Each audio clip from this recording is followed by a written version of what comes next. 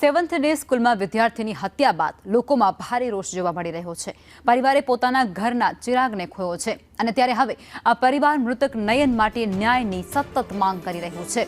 હત્યારાને ફાંસીની સજા આપવામાં આવે તેવી માંગ નયનના પિતા દ્વારા કરાય છે। હત્યારા સગીરને કડકમાં કડક સજા થાય।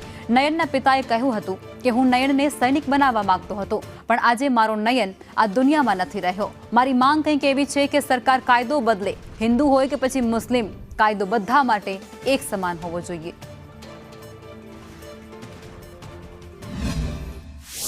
जब हत्यारा उसने कबूल कर लिया है भाई मैंने नयन को चाकू मारा है और उसके बाद वो घटना स्थल पे समझो पुलिस को आके बता रहे मैंने यहाँ पे चाकू मारा है, मैं यहाँ से अंदर भागा हूँ, फिर आके वैन में बैठा हूँ, ये सब उसने खुद कबूल किया है।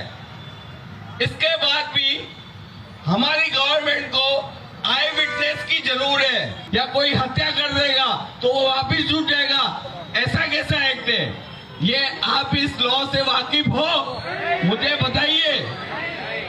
तो मैं सरकार से खाली वही दरखास्त करना चाहता हूँ, सो प्लीज ये लॉ को चेंज कर दीजिए और नयन के हत्यारे को फांसी दी जाए।